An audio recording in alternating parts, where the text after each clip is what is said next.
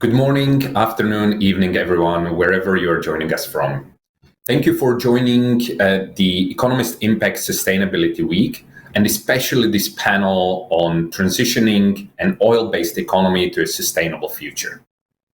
My name is Matus Samel. I'm a senior manager at Economist Impact's climate change and sustainability practice in London, and I have the privilege to be guiding this discussion today. So as we gather here today, we are all aware of the urgent dual challenge that the world faces.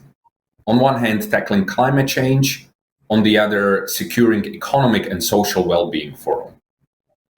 Fossil fuels have been a cornerstone of Middle Eastern economies and a source of prosperity for many countries in the region for decades. Yet the transition to cleaner, sustainable energy is rapidly becoming not a choice, but a necessity. The region has a vast potential for clean energy, but despite the significant efforts and a lot of innovation, the economies remain almost entirely fueled by fossil fuels. So what can be done to accelerate this transition? What is the role of businesses? What is the role of government?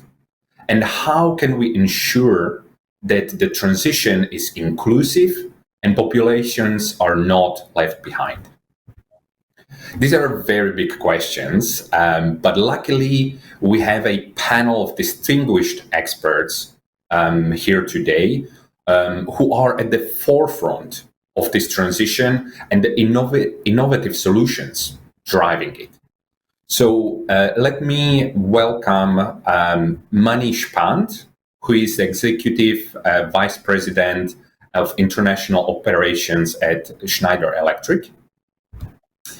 Steve Severance, who is the Director of Growth at Masdar City. Lisa Fischer, who is Program Lead at Climate Neutral Energy Systems at E3G. And last but not least, Alexis Issaharoff, who is Chief Renewable Energy Officer at Jubaili Bros. Welcome, and thank you so much, everyone, for joining us today for this challenging but fascinating discussion. So just to kick us off, Lisa, why, from your perspective, is it important for the region and for the economies in the region to transition away from their reliance on fossil fuels? And can you give us a sense of the scale of the challenge? Yeah, thanks, Matus, for the question, and it's great to be here. You've already made reference to the fact that Middle Eastern economies are heavily reliant on oil and gas in terms of financing their prosperity, their social contract at home, and keeping their economy stable. Most of them, for them, a quarter to a third of their GDP is relying on oil and gas rents. So it's really significant. And they're used to stabilize and subsidize energy prices at home. And that's a real precondition for other businesses then to become actually viable, but also for people to live comfortably. What's really becoming clear and has become very salient over the last 2 to 3 years are two things that are extremely important and urgent for the region. First, we are seeing more and more the forecasts around when fossil fuel demand will peak narrow, and I'm saying this is the International Energy Agency, but it's also Shell, BP forecasts that we are likely to see a peak within this decade, even without further acceleration of policies.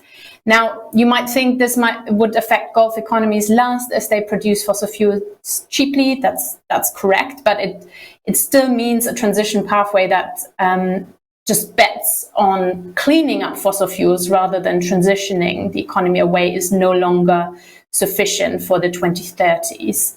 So that's the first thing. The second thing, which is much more urgent, is we have seen extreme price volatility over the last few years, and that is likely to persist in the transition as producers will guess wrong what demand will be out there and hence get their production volumes wrong. So we will see much more up and down in terms of prices, that could very easily throw the Gulf economies out of balance, and already this decade socially. But it could also make them extremely unattractive as places to make business, unless, of course, they keep on cranking up their subsidy volumes, and that is not affordable in the long term. So they have to think about strategies to make input factors at home cheaper, in particular energy. The way to do that is by making use of that renewables potential, by making energy use much, much more efficient, and sort of curbing that demand growth that we're expecting to see. And the technologies for that are available. So there's a big challenge, but the solutions are available. Thank you. Thanks, Lisa, and especially highlighting the sort of urgency, not just in the long term in terms of the sort of peak demand, but also in terms of the attractiveness and the immediate business pressures. So you mentioned that solutions are available. And Alexis, turning to you, obviously the region has a vast potential when it comes to renewable energy sources. But in your view, in your experience, what is the key for the region for unlocking this potential and really accelerating and scaling up that transition? Matus, thank you for the question. Pretty much in many countries, the pattern is the same. So here in the Middle East, they are not exempt. The number one is a clear policy and regulatory framework. This is essential because normally this will set the rules of how you play this game. And with that aligned, speeding up processes, because one of the things that we tend to forget is the timeline in where do you want to reach your goals. So number one would be a policy and framework. This will set up where you will be developing and at the speed that you will develop. Number two will be the finance. One of the things that we always see is that the money seems never to be a problem, but we are not deploying it neither fast enough, neither in the right places. So the number two will be to define clear instruments for direct investment and creating investment incentives, bonds, green financing schemes. So pretty much you can tap and unlock the real potential tied up to the finance. The number three is, of course, you need to increase your infrastructure in renewables. But just to be clear, when we are talking about Middle East, it's pretty much at the 90% related to solar. We need to see the main two advantages between Middle East and the rest of the world is that you have one of the best irradiances in the world. There are only other three places with similar ones. So within the solar ecosystem, you can do two things. You can work with the traditional silicon PV module technology, or you can work with a concentration of power, CSP, towers, mirrors. So these would be the two elements that make sense in this market. Another important element is you need to invest heavily in the grid and make it smarter. You need a smart grid pretty much to regulate the intermittency in renewables. Having said all of this, mini grids deployment is also critical, because when you are growing as a city and you need to build infrastructure, not that infrastructure always is built in time. So microgrids allow you to build faster and define new ecosystems. So at the end of the day, it's a bit of financing, technology. You do want to place an R&D center where you can develop the right technologies and build a full ecosystem across these opportunities. Perfect. Thank you, Alexis. And so I think that the importance, as you said, is the sort of ecosystem change or development of the ecosystem, both on the supply and the demand side, and the financing necessary for it, as well as the sort of regulatory and policy environment. But you mentioned the sort of need for grid improvement and infrastructure and the sort of demand side as well. Manish, turning to you, obviously you have a vast experience and you are involved and you're at the forefront of some of the digital innovation and energy management and have experience from all around the world. From your perspective in this area, what are the sort of unique opportunities in the region? What do you see happening? Where do you see the sort of potential of change for this transition to take place? Yeah, thank you, Matus, and I think both Lisa and Alexis have set the tone here. I just want to echo that first, as part of Schneider Electric, we are the sustainability and efficiency partner for our customers and for people in the region, just as we are in the world. In the region, there has already been a lot of transformation which is happening. We have Masdar, which was one of the first renewable cities in the world, and now we have NEOM coming up, which is going to be a landmark, I would say, of a fully renewable city. It is a place where there is going to be a substantial amount of population growth and also a young population. So the need for transition is also going to be driven by a lot of social factors.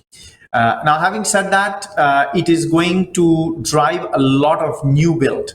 And this is where the opportunity to bring the technologies and deploy them right from the beginning so that we are able to make it net zero from ground up, at the time when we are constructing, because a lot of construction is going to happen, infrastructure build is going to happen. And this is the unique opportunity that we have in the region to do it. At the same time, there is also opportunity, and we have the resources in the region to also work to retrofit, the existing installations and to see how we are able to get on the path of net zero and be a showcase to the world. Today, if you look at the technologies that are available, we say that electricity and digital are the equation for sustainability to make it smart and green. Electricity is the best vector of decarbonization, and in the region you have plenty of it. And then the adoption of digital is going to make sure that it makes energy visible. And therefore, the ability to drive energy efficiency and to see how we are able to manage the demand in a very optimal way, which is what is going to make us, making sure that the demand is well managed, and therefore, with electricity, we are able to drive towards sustainability. Technologies for this are available today, and companies like ours are bringing that. We see an adoption of these technologies in the region, and therefore, it is in some way also a showcase for what is happening in the global south. Perfect. Thank you, Manish. And thank you for bringing in or mentioning the social element as well. I will definitely want to dig a little deeper into it later on in the conversation.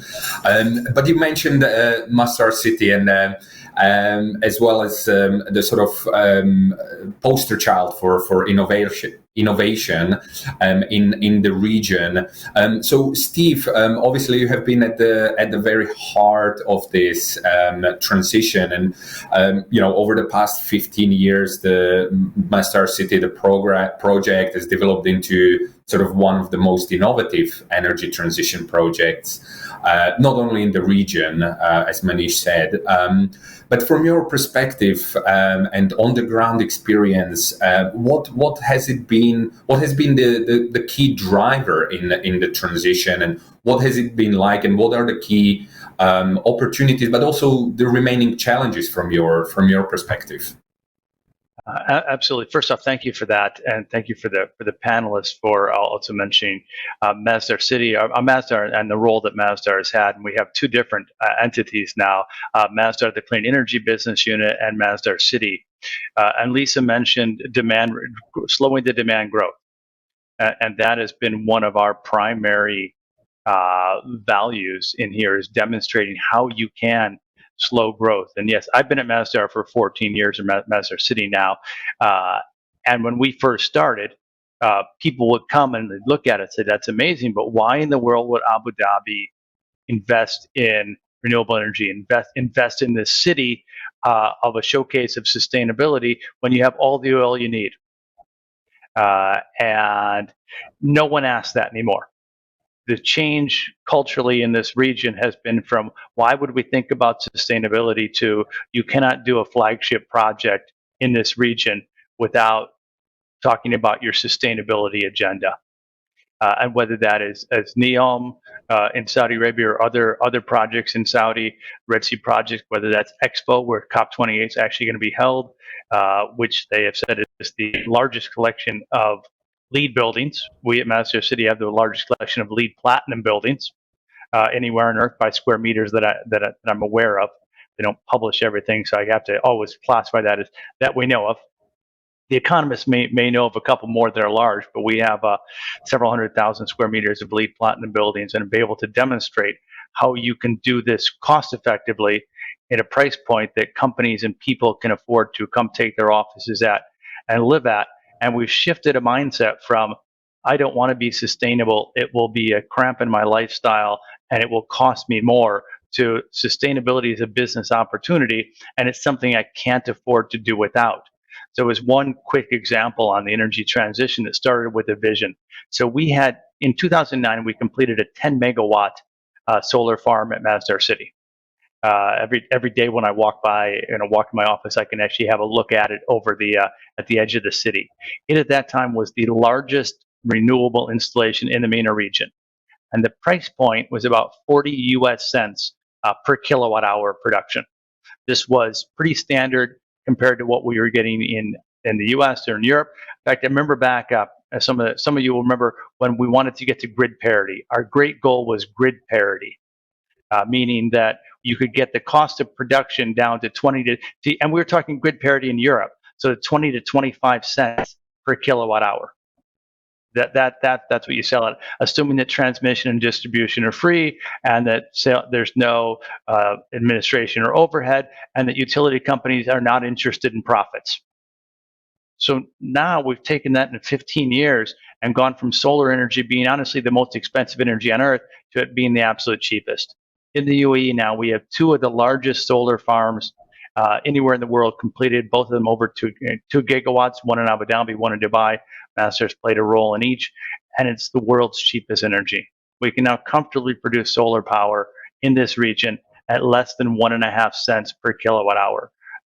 And demonstrated to the world leadership from this part of the world, leadership from the Middle East in producing solar and at driving the cost of renewable energy down. That I think if you look at my 14 years at Masdar City, what has been one of the globe's greatest environmental breakthroughs is that renewable energy is no longer, it's absolutely the cheapest. So when you're looking at installations everywhere, you're looking at the majority of new installations being renewable. And this has happened both in solar and in wind, things that were never before economically viable. Floating solar, floating offshore wind are now producing at very cost competitive rates. Battery storage is coming into a point where it's cost competitive. These are all these are initiatives that not all the technology is coming from this region, but this region's making investments. And when you're looking at the future, because imagine if we get to a world where we're 100% renewable energy on the grid, or zero carbon, there has to be a role for nuclear here too, and we're all driving electric vehicles. You still have 50% of the carbon left to take care of, which is, I think, to me, still a shocking statistic. But if you look at where part of the next gap in industry and in long distance transportation has got to come from hydrogen. And this is another area where, while this technology is very new, while the economics are still being developed, we're putting stakes in the ground, making investments in a way that can produce hydrogen for the world, due to, as you mentioned, the abundance of sunshine. but also the shipping, the commerce that goes through here, and the traditional role that the oil companies have played in supplying energy to the world.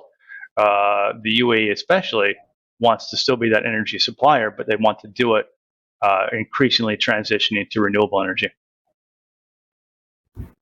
Wonderful, thank you. And I will want to discuss the technological element and the opportunities and potential there a little bit more. But before that, I think you mentioned, and I think this is a really important element, that you mentioned that you have seen that sort of change in mindset beyond obviously the underlying business and the energy economics, but the change in mindset. And I know that is a big challenge around the world, is the sort of lack of perhaps appreciation or prioritization among the key stakeholders, as well as broader public.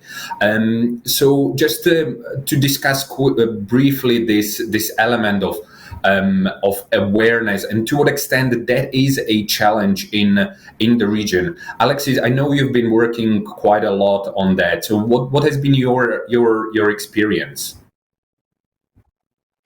My experience is that we can see that there is a narrative and a lot of slang around sustainability and climate change that is not mainstream, that you have a few experts and, let's say, a couple of communities and the professional space where you can discuss, and the discussion is quite sophisticated and comprehensive about it. But when we discuss at the global level, including places like Africa, Southeast Asia, Latin America, and where you want to reach everybody and send a very clear message, where are we at? What are the real needs?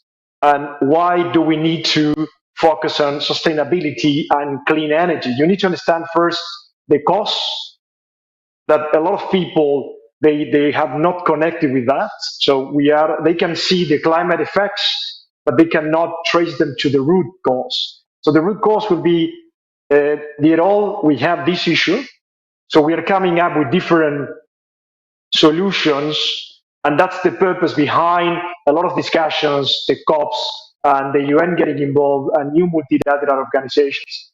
So I think that will help big time, and that would be the first step at the global level for pretty much the broader public.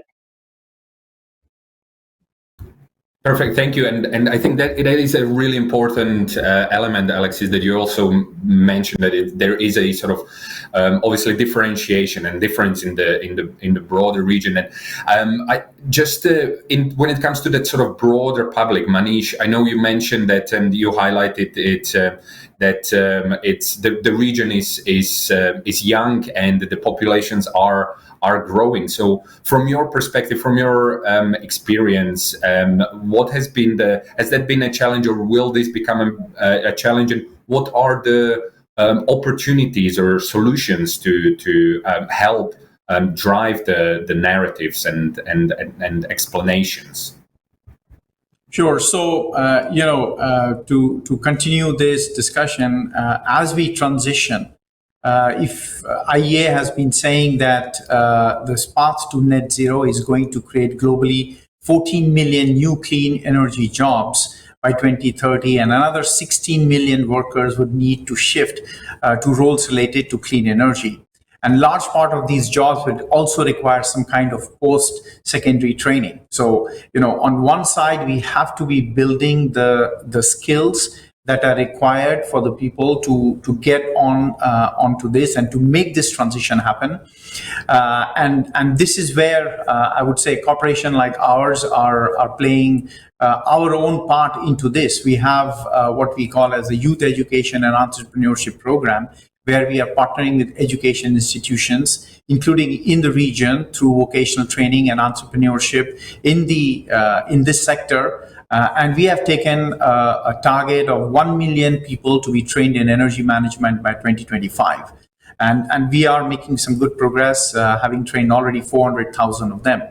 If you look at the younger population, we have a Go Green program that we run in colleges to bring focus on the STEM talent across the world. And it has today about 25,000 students that are registered from over 100 countries.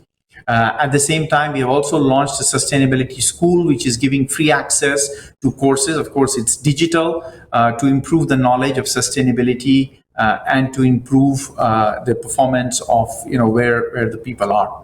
Having said that, there is another dimension, I would say, as part of this overall creation of the ecosystem. Big part of sustainability is about achieving together. We at Schneider Electric, we are an impact company, so we believe that we need to do well, to do good, and vice versa. At the same time, we need to take everybody along. So as I would say, one of the leading companies in our sector, we have taken a commitment that we will we'll start with our top 1,000 suppliers, and we will train them on how to get to reducing their emissions by 50% by 2025. So we've launched a massive training program to help our suppliers so that we can bring them customized support, creating playbooks that could be deployed for their decarbonization journey.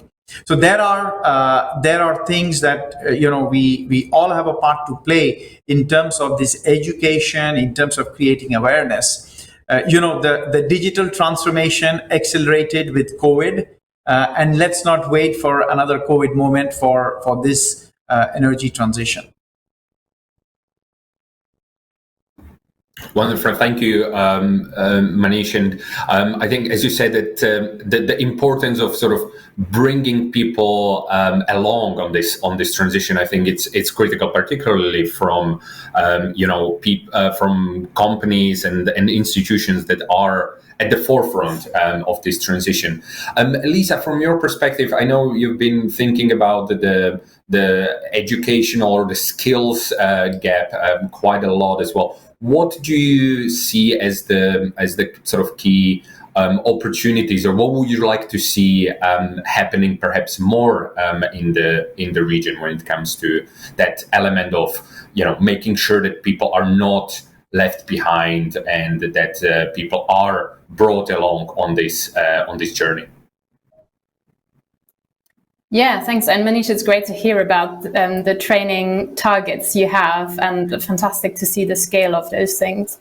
I think first we have to bear in mind that the Middle East economies at the moment have very different labor market to, for example, what we're seeing in Europe. It's very much based on migration, and a lot of the sort of domestic workforce is employed in partly oil and gas, but also a lot in sort of administrative jobs, and really thinking about what are the attractive jobs we can create in the transition is really important. I think we have similar debates in Europe, making sure that the quality of the jobs is high in renewables, in demand side, in energy management, that there's job security, that the pay is good. Only then we'll be able to attract people. But the one other aspect I wanted to draw attention to is that it's also not only jobs related to technology deployment. It's a lot in also research in things like urban design. When I'm thinking about the cooling challenge, this is as much about deploying efficient cooling appliances as it is about designing cities well. And Manish, you mentioned the new building stock and really thinking about how to do that. So I think actually that's a great opportunity both for the Middle East economies to really reposition themselves and also develop their universities and embed themselves in sort of the global cooperation around that, and perhaps become global leaders. But that needs investment, that needs higher profile for that. Eventually, it also needs good pay and job security to attract the best people into that. And I think that's something we shouldn't forget.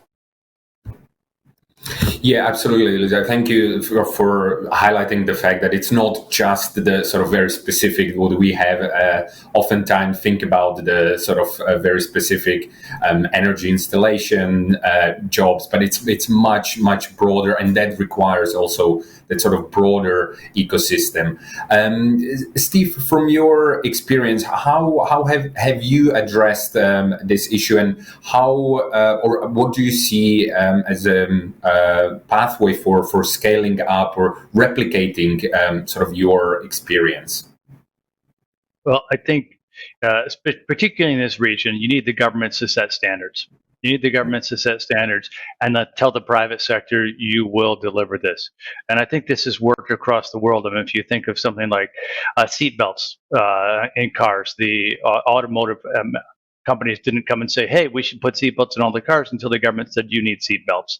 You need to do this. And this is what's happened here, particularly in Abu Dhabi. The government has set standards around building design and Estidama standards, roughly based on LEED standards. But the rest of the region needs to say, we'll do this. All of the flagship projects are on the sustainability train. They're not moving off it. But I think what you mentioned is, how do we, push that to everybody? How do we get the small developers? How do we get the smaller scale projects? How do we get the industrial projects that are focused on job creation to also adopt a sustainability standard? And I'd like to say that Masdar City has played a role in pushing that toward the other flagship projects, and in Abu Dhabi, certainly influencing some of the smaller ones, but the government saying everyone's going to develop to these standards. And guess what? You've got companies like Schneider Electric that has been a partner of ours for years out there helping people do it. You need the private, but if you tell the private sector you need to behave this way, you need to do this, guess what? The architects and the contractors will respond, and they'll figure out how to do it cost effectively. One of the key points of Masdar City is saying that sustainability doesn't have to cost more. But if you design a building, or if you design a city in the traditional way and you add sustainability as an afterthought, that does cost more. So, but Lisa, I'm really glad to see you mention designing cities, designing buildings. If you start with a blank piece of paper, which a lot of is still going on in this region, more than any place, Europe doesn't have blank pieces of paper to work with. If you look at China, it's probably peaking China has already peaked in terms of population. India is peaking in terms of population. The globe's going to peak in terms of population soon, but the regions that are still growing, and often through immigration, is this region. The attractiveness of the economy, because of the social inclusion, some of the factors that we talked about, people still want to come here, and that creates opportunities for building out and demonstrating how to do that. But the governments have to say everyone will build this way, everyone will hit these certain standards, and the private sector companies will come along and compete how to do that most cost effectively. So we need to align the interests between the governments, the real estate developers, the cities, the utilities, and the private sector to say, these are the standards we'll hit, we'll go do that.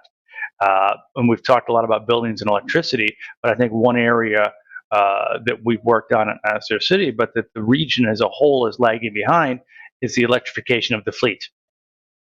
So surface transportation, more incentives, more push for electric vehicles, more charging infrastructure that the governments can really take on and push forward, because now we're getting to the point where we have more private sector options, but the private sector needs to bring them here, and we need to push in all areas from the governments and from the private sector to make that happen. Right. So the push from the government, I think thank you for highlighting that it's there is a lot of the sort of private sector and business capabilities already there, but there needs to be a sort of more coordinated effort for these structural changes to take place.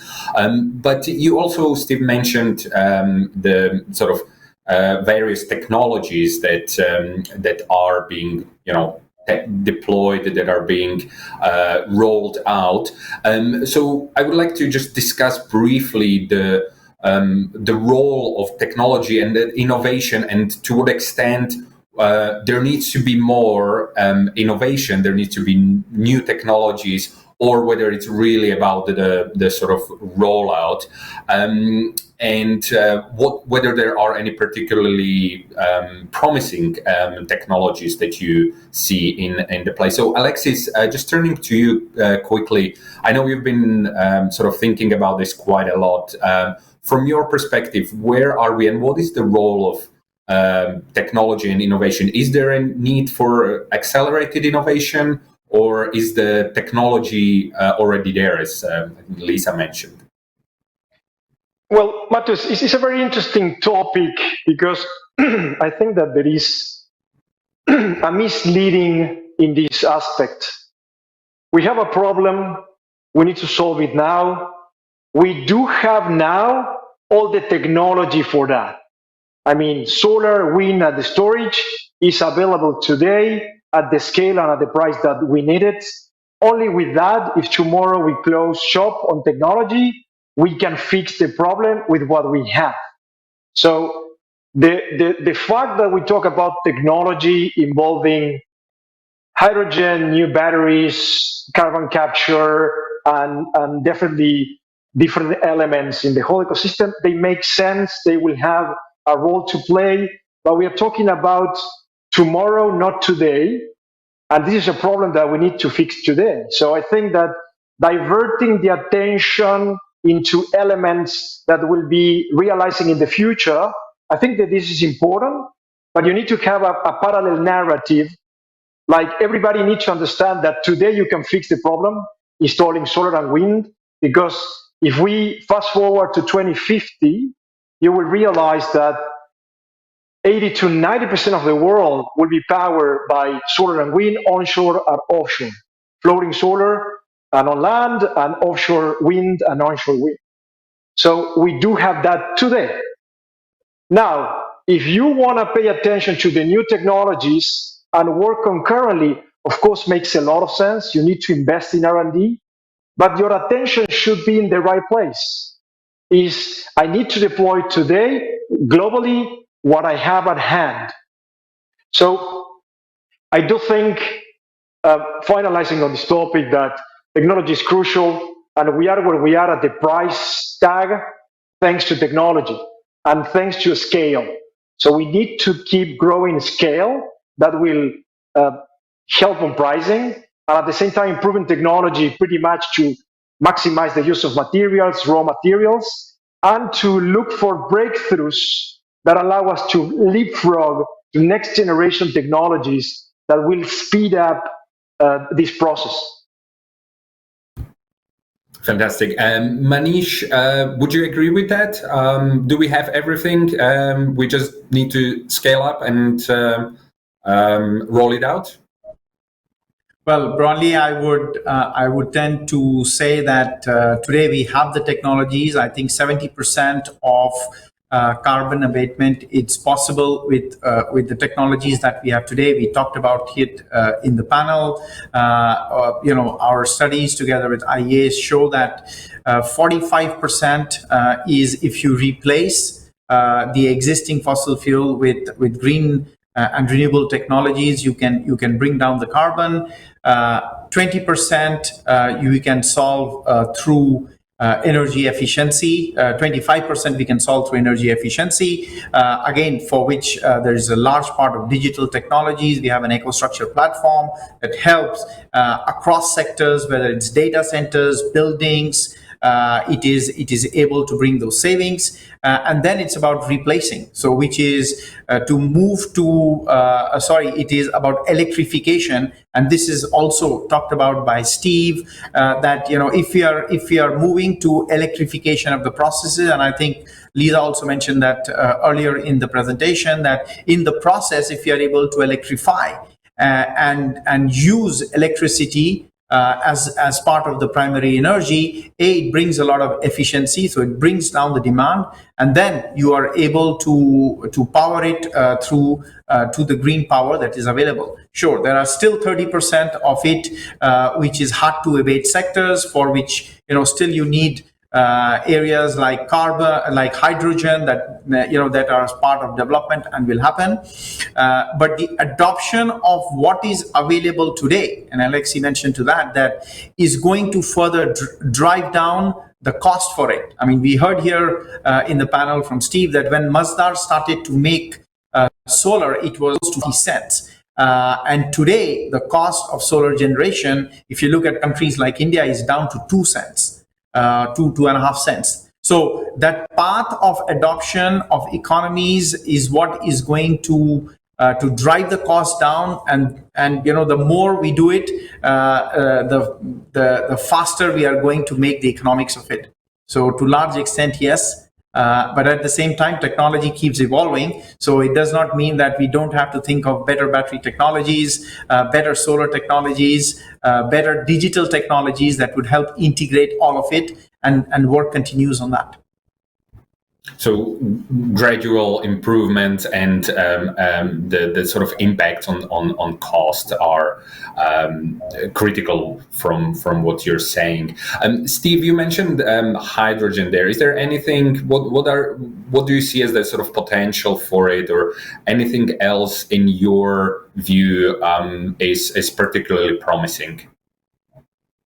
Yeah, I would say, first off, a couple of things. I think you've seen, aside from the change in the view of sustainability and the view of renewable energy in the region, I think there's a new view of innovation. That this UAE, Saudi, the other regional countries want to move up the value chain. No longer are they content to import technologies. We want to be the source of technology. These countries no longer want to export just oil. We want to export innovation. We want the innovation that's taking place here. So I think that, yes, a great deal of what we need for the energy transition is already in place. But that there are technologies around building materials. For instance, graphene, which is a technology that came out of the Geek Center in Manchester. And now we have a Masdar City company that's adding this to concrete. So you're able to take, we hope, up to, and we're doing testing with them here on Masdar City site, take 30% of the concrete out of a building in the future, right? So we're also working with a company that is looking at changing the molecular structure of water, flattening it out to significantly reduce the amount of energy it takes to heat or cool it, as well as significantly reducing the chemicals that are used in swimming pools. So there's a lot of additional innovation that needs to take place, and we want more of it to take place here. So even if you look at what's at Masdar City now, we started with Masdar Institute, the first graduate university focused on renewable energy and sustainability. We now have the Mohammed bin Zayed University for Artificial Intelligence and Technology Innovation Institute, and significant research around battery storage, around energy efficiency, around building materials, and around health tech, around life sciences that are taking place here now in the region in a way that they wouldn't have been 15 years ago. And that's been a real sea change to say this can be a source of the technology as well too. And so I think that because of whether now we can do 60% or 70% or 75% of the carbon out there with our current technologies, there's still areas that need to be done. Hydrogen looks very promising for this, to replace long haul shipping, flight. We have no way to fly airplanes currently sustainably. But we also are highly dependent on petrochemicals for a great deal of agriculture. So we need to replace fertilizers with renewable sources, and hydrogen is a good potential source of that. So, but there's still a lot of work to be done. The hydrogen industry is very nascent right now, very, very early.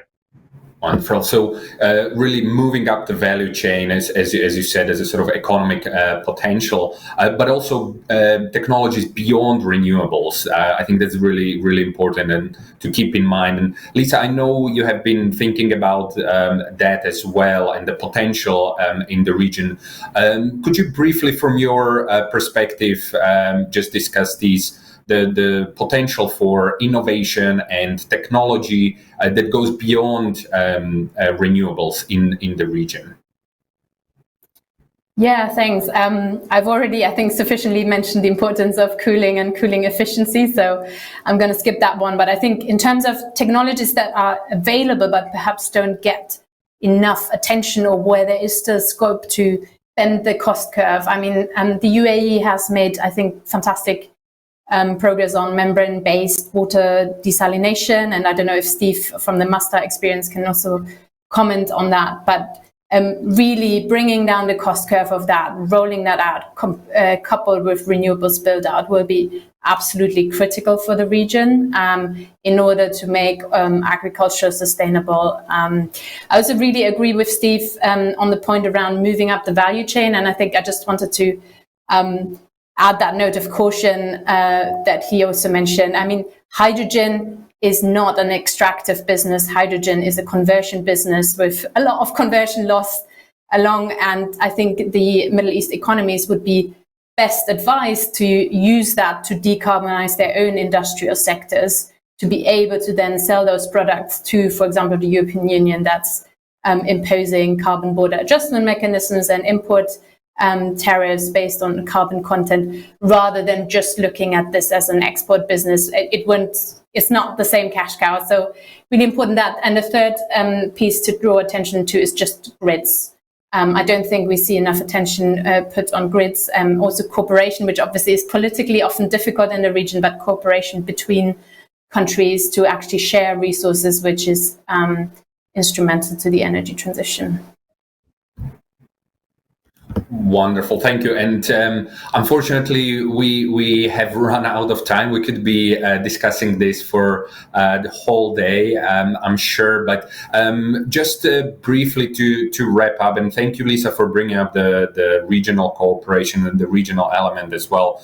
Obviously, this year, in the next couple of months, couple of weeks, we have this opportunity. We have this big event, COP, obviously happening in the region, and there seems to be a sort of feeling of this being a unique opportunity or unique time to even foster some of the cross boundary dialogues.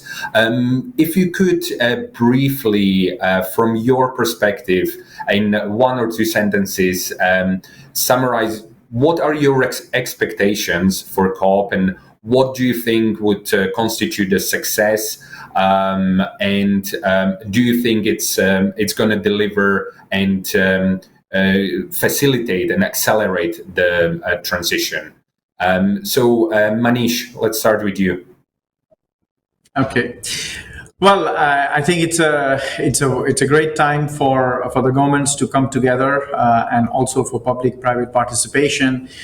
In my view, we have to agree to get everyone on an accelerated and a solidly committed path to the 2030 targets, which is going to be very key. That's what we need to deliver before we go even further out. We have challenges and how the governments, the governments need to stick to the commitments that have been given, despite the short-term and the populist tendencies that keep coming up. At the same time, for us at private sector, we need to see how we can accelerate and set higher ambitions for ourselves, for what we do for ourselves and for our customers and partners. Wonderful, thank you. Alexis? Yes, probably, Matus, I will derail 10 seconds because Lisa brought up at the end something extremely important that I meant to discuss at the beginning, that grid integration all over the world is critical. We do need to integrate grids across countries and boundaries. That is on the agenda, and that probably is one of the most crucial things for renewables. When the sun is shining somewhere or the wind is blowing, you will have some other region that is not. So the grid integration will help that big time. And it's a crucial topic that all the world is working. So after this short advertising on grid integration, about the COP, you know that there are three parts of the COP: before, during, and after. Before, everybody's active; during, we start punching each other; and after, we deal with reality. So the only thing that I wish is empty statements to pretty much try to diminish as much as possible, create this space as a platform where awareness can bring to the table, and you allow countries that normally they don't have a voice to express what they're going through, because the most that suffer normally are the ones that are not on the spotlight. And pretty much the ones discussing a lot are the ones that are in the comfort space. So I think that we need to try to levelize the playing field and at least start not only committing with pretty much solid statements, and start helping each other, start working all together. As it's not you or me, it's like countries tend to justify, if this is not doing, I will not do. So I think that we need to change, and the countries in a better position need to start behaving as, let's say, adults, and start helping the ones that they do not have things in their favor. Thank you, Alexis, and thank you for highlighting again the importance of integration of grids and the energy systems. That's really, really crucial. Steve, expectations for COP? Look, I think that the UAE's leadership in this, we're pushing for significant agreements between the countries. That's well outside of my realm here, but I think they want the real commitment both on their own targets, but also on financing, also inclusivity. If you look at what Masdar has been doing around the world, including Africa, lots of Central Asia, lots of Eastern Europe, to really renewable energy developments there, they're going to want commitment from the major emitters from major countries around the world, a more inclusive, more global south focused COP, but also I think a more public focused COP. The green zone will be significantly larger than it's ever been. It will actually, due to Expo, it will be right on top of the blue zone, so they'll be right next to each other. So I think a lot more fluidity between what's going on in the blue zone with the government negotiations, but then also as a public showcase. I think you'll see more members of the public, more education, more engagement going on than you've ever seen at any other COP. And that's also what we're doing at Masdar City. We're kind of holding we'll have 3-day weekends, and we'll have open houses, a festival of sustainability where you can come, bring your family, and see and feel the sustainability, and also learn, be educated on what you can do personally to create a more sustainable future.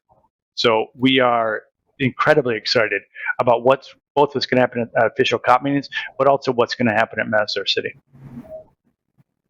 Wonderful. That's very exciting, the public element of it as well. And Lisa? Yeah, thanks. Steve mentioned an important dimension around transparency and accountability, which I think will be one of the key expectations on the UAE. But more broadly, I think the pressure is on for Middle East economies this year at COP. We had a couple of years of historic oil and gas profits and historic levels of climate impacts, including in the sort of wider region, if you're looking at Libya more recently. And I don't think in the past this region has sort of taken a little bit of a backseat, or at times also a blocking role in climate negotiations. I don't think that is acceptable any longer, given that context. So 2 things for success. I mean, the UAE has made I think a positive step by proposing joint energy targets that would be discussed at COP on rolling out renewables and energy efficiency to 2030, but also starting to talk about fossil fuel phase out. And I think it is that package that needs to land, and where the UAE needs to work a lot to get support from the region as a signal that they're really transitioning rather than just window dressing. And the second point, again, the UAE has made a positive step recently at the African Climate Summit, announcing $4.5 billion contribution to climate finance. That's a big step forward. I think other Middle East economies will need to follow in that context to avoid a conversation around windfall taxes for oil and gas, etc. I think we can possibly see a real sort of race to the top here, and positive momentum and a real change in reputation of the Middle East. But the jury is still out. Wonderful. Thank you so much, Lisa. And I think that's a great, positive and hopeful note to end on. And thank you so much for this wonderful discussion. Manish Pant, Steve Severance, Lisa Fischer, and Alexis Issaharoff. Thank you so much. It has been wonderful. And thank you so much, everyone, for tuning in and for this session. And please do stay tuned for the following session of the Economist Impact Sustainability Week. Thank you so much.